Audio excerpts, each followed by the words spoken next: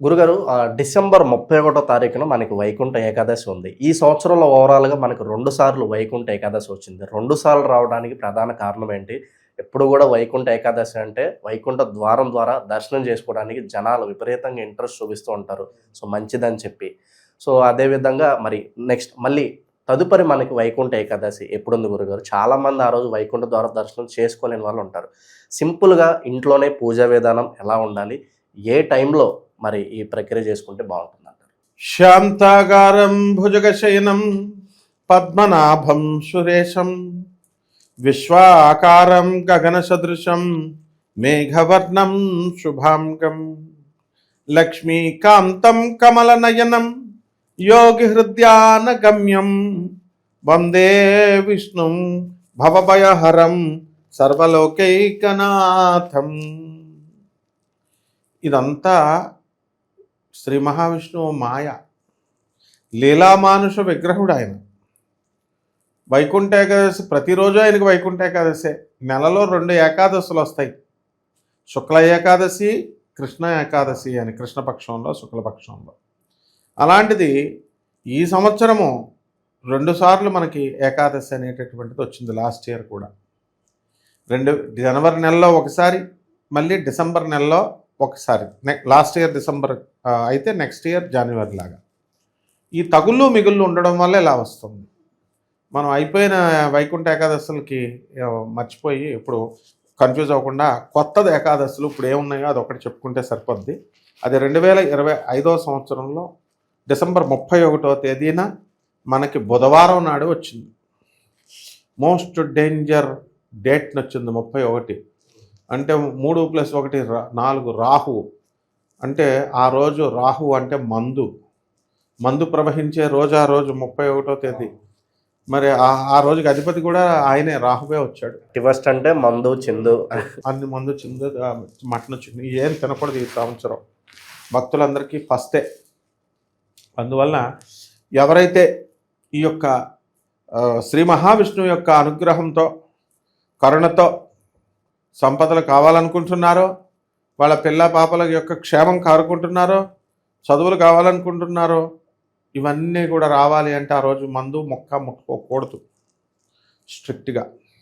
ఇక వైకుంఠ ఏకాదశి తగుళ్ళు మిగుళ్ళు ఎందుకు వస్తున్నాయంటే, కలిపురుషుడైనటువంటి దుర్యోధనుడు ఆయన ఆల్రెడీ మనకి శ్రీకృష్ణ పరమాత్మ రాయబారం చెప్పాడు, వినలేదు. 5 ఊర్లన్నా ఇమ్మంటే ఇవ్వలేదు. యుద్ధం డిక్లేర్ అయిపోయింది, కురుక్షేత్ర మహాయుద్ధం. అప్పుడు దుర్యోధనుడు పాండవుల దగ్గరికి వస్తాడు, ప్రేమతో కాదు. సహదేవుడు దివ్యజ్ఞాన సంపన్నుడు, దైవజ్ఞుడు అంటారు, జ్యోతిష్ మహాపండితుడు ఆయన. అందుకని ముహూర్తం పెట్టించుకోవడానికి వస్తాడు.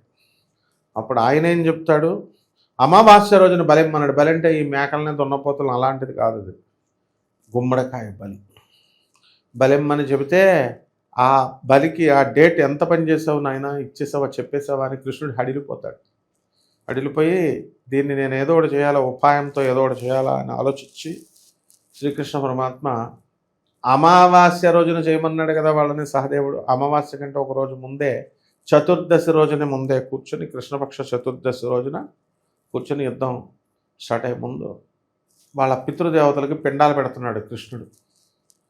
ఇదేమిటి కృష్ణుడు ఈరోజు పెట్టేస్తున్నాడు ఏంటి చతుర్దశి రోజున అని ఆ ఊర్లో ఉన్న బ్రాహ్మలంతా ఆశ్చర్యపోతారు.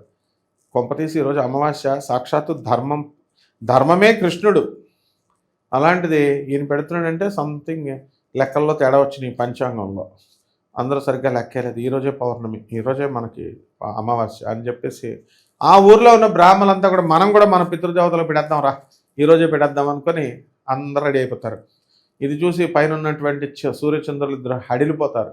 ఇదేమిట్రా బాబు, ధర్మానికి వ్యతిరేకంగా, రూల్స్కి వ్యతిరేకంగా చేసేస్తున్నారు ఈ పంతుళ్ళంతా అని గబగబా భూమి మీదకి వచ్చేస్తారు. కృష్ణుడి దగ్గరికి వస్తారు.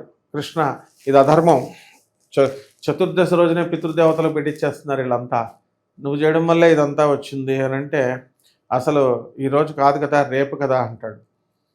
అప్పుడు కృష్ణం వసుదేవసుతం దేవం కంసచాణూరమర్దనం దేవకీ పరమానందం కృష్ణం వందే జగద్గురుం.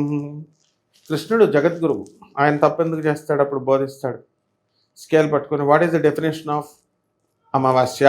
అమావాస్యకి నిర్వచనం చెప్పండి అంటాడు సూర్యుడిని చంద్రుడిని. మేమిద్దరం కలిసి ఎదురెదురుగా ఉంటే అమావాస్య సార్ అంటారు. ఇప్పుడు మీరిద్దరు ఎక్కడున్నారు అంటే నా దగ్గరే ఎదురెదురుగా ఉన్నారు. కాబట్టి ఈరోజే అమావాస్య. అంటే సూర్యచంద్రులనే కిందకి దింపేశాడు అవసరం అనుకుంటే. తదేవ లగ్నం తదేవ తారాబలం చంద్రబలం తదేవా.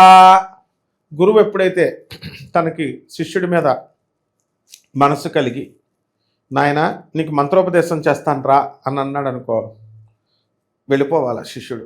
అంతేకాని గురుగారండి ఈరోజు దుర్ముహూర్తం అండి, ఈరోజు అష్టమండి, ఈరోజు అమావాస్య అండి అని వెళ్ళరు. మనం అందరం కృప పోయినట్టే. ఎప్పుడైతే గురువు ఆయన పిలిస్తే లగ్నం శుభం లగ్నంలోకి వెళ్ళిపోద్ది, మంచిదైపోద్ది లగ్నం.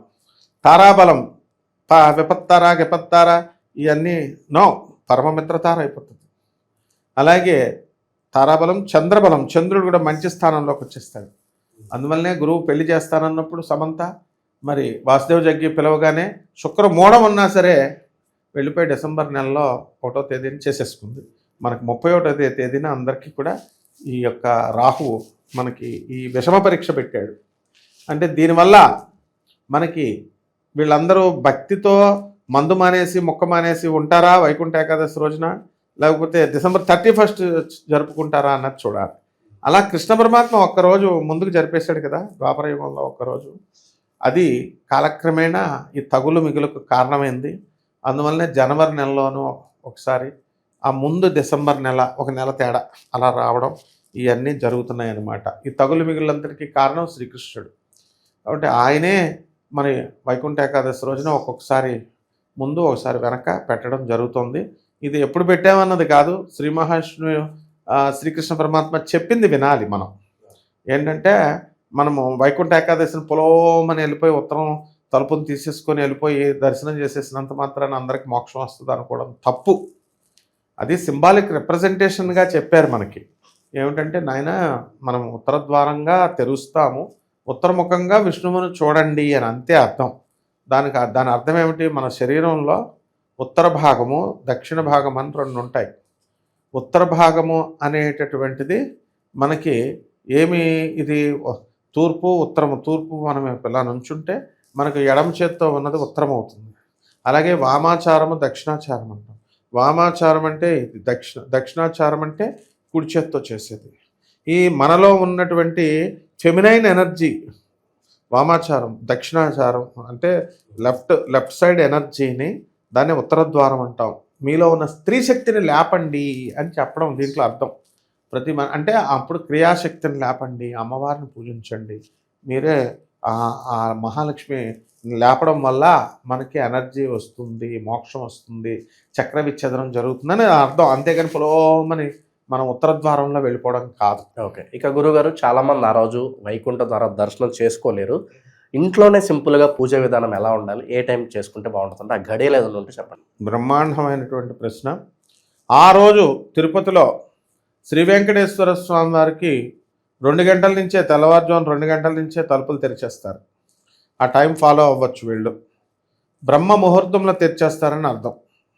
ఒకసారి 1:30కు తెరిచేస్తారు, ఒకసారి 2 గంటలకు తెరిచేస్తారు, రాత్రంతా కూడా. కాబట్టి మనము బ్రహ్మ ముహూర్తంలో నారాయణుడి యొక్క ఉత్తర ద్వారం తెరుస్తుంది. కాబట్టి మనందరం కూడా తెల్లవారుజామున 2 గంటలకి నిద్ర లేవాలి. 2 గంటలకు నిద్ర లేచి అక్కడి నుంచి స్నానాలు సంధ్యాలు చేసుకునేటటువంటి వాళ్ళు చేసుకుంటారు. లేనటువంటి వాళ్ళు కాళ్ళు చేతులు ముఖం కడుక్కొని ఆ యొక్క స్వామివారికి మనము 2 నుంచి 2:30 వరకు, అంటే బ్రహ్మ ముహూర్తం కంటే ముందు 2 నుంచే స్టార్ట్ అయిపోద్ది బ్రహ్మ ముహూర్తం. అప్పుడు ఈ ఓం నమో నారాయణాయ, ఓం నమో నారాయణాయ, ఓం నమో నారాయణాయ అనేటటువంటి మహామంత్రాన్ని కానీ, ఓం నమో భగవతే వాసుదేవాయ అన్న మంత్రాన్ని కానీ జపించుకుంటూ ఉండాలి. అదేవిధంగా వీళ్ళు కనుక స్నానం చేసే ఓపిక ఉంటే కనుక స్నానం చేసేసి ప్రొద్దున్నే ఆ రోజు శ్రీ మహావిష్ణువుకి పూజ చేసుకునే ఓపిక ఉన్న వాళ్ళు ఓపిక చేసుకోవచ్చు. ఈ రకంగా ఈ మంత్ర జపం చేసి స్వామివారిని మనము ఆ రోజు విష్ణు సహస్రం చదువుకోవచ్చు, విష్ణు అష్టోత్తరం చదువుకోవచ్చు. ఇలా 6 గంటల లోపల వీళ్ళు సూర్యోదయం లోపల వీళ్ళు ఇంచుమించుగా పూర్తి చేసుకున్నట్లయితే ఆ వైకుంఠ ఏకాదశి పరిపూర్ణమైనటువంటి ఫలితం వస్తుంది. అయితే ఆ రోజు కొన్ని నియమాలు పాటించాలి. ఆ నియమాలు అంటే భోజనం చేయకూడదు, నిర్జల ఉపవాసం ప్రొద్దు నుంచి సాయంత్రం దాకా. పేషెంట్స్ అలాంటి వాళ్ళు టిఫిన్ తినొచ్చు, రైస్ మాత్రం పేషెంట్స్ కూడా అయినా సరే తినకూడదు. వాళ్ళు పురుగులు ఉంటాయి. మారణ అనే రాక్షసుడు ఆ రోజు పురుగుల రూపంలో ఆ ఏకాదశి రోజున ఉంటాడు. ఏ రోజున కూడా, ఏ ఏకాదశి కూడా ఏ మానవుడు కూడా భోజనం చేయకూడదు. నిర్జల ఉపవాసం కంపల్సరీ ఈ వైకుంఠ ఏకాదశి రోజున చేసి షోడశోపచారాలు అష్టోత్తర నామాలతో పచ్చకర్పూరం హారతితో స్వామికి తులసిమాలను సమర్పించి, కొబ్బరి బండాలని వాటిని సమర్పించి, అరటిపళ్ళని సమర్పించి స్వామివారికి బ్రహ్మాండంగా ఇవ్వాలి. అంతేగాని డిసెంబర్ 31 కదా అని తాగుదామని ఫ్రెండ్స్ పిలిచారని వెళితే కనుక వీళ్ళందరికీ అసలే ఉద్యోగాలు పోయి ఏడుస్తున్నారు జనం. ఇంకో సంవత్సరం దాకా ఉద్యోగాలు రావు. మళ్ళీ నెక్స్ట్ వైకుంఠ ఏకాదశి దాకా క్షమాపణ అడిగేదాకా పుణ్యావచనం చేసుకోవాలి. 1,00,000 రూపాయలు ఖర్చు అవుద్ది. పుణ్యావచనం ఒక 200-300 రూపాయలు పార్టీ ఇస్తున్నాడు కదా అని వెళితే ఇక్కడ వచ్చే ఆదాయం పోద్ది ఆ సంవత్సరం అంతా. అనారోగ్యం పాలైపోతాం మనం. రాహు అది మందు లాగుతుంది అనమాట మనస్సు. ఉద్యోగం పోతుంది, సర్వభ్రష్టత్వం అవుద్ది, మా భార్యకి అనారోగ్యం, రకరకాల సమస్యలు పెడతాడు. సత్యనారాయణ స్వామి వ్రతం కథలో ఆఫ్టర్ ఆల్ ప్రసాదం తీసుకోలేదనే స్వామివారికి కోపం వచ్చి సమాధి అనేటటువంటి ఆ వైశ్యుడిని ముంచేస్తాడు. రతనసానపురం వెళ్ళిన వైశ్యుడిని ప్రసాదం తీసుకోకపోతేనే ముంచి పడేశాడు.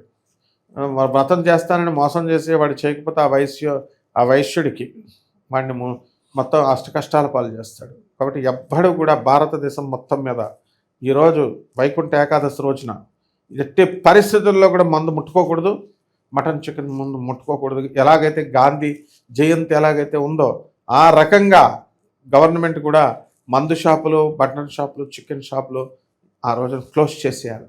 ఒకవేళ ఉన్నా జనం ముట్టుకుంటే మాత్రం 1 ఇయర్ దాకా చాలా లాస్ అయిపోతారు, సర్వనాశనం అయిపోతారు, సర్వ దరిద్రాలు పట్టుకుంటాయి, పెరాలసిస్ ఇలాంటి రోగాలు వచ్చేయడానికి కూడా అవకాశాలు ఉంటాయి. ఓవరాల్గా వైకుంఠ ఏకాదశి రోజు పూజ విధానం ఏ విధంగా ఉండాలి, ఎటువంటి నియమాలు పాటించాలి, అద్భుతంగా వివరించారు. ధన్యవాదాలు. ధన్యవాదాలు.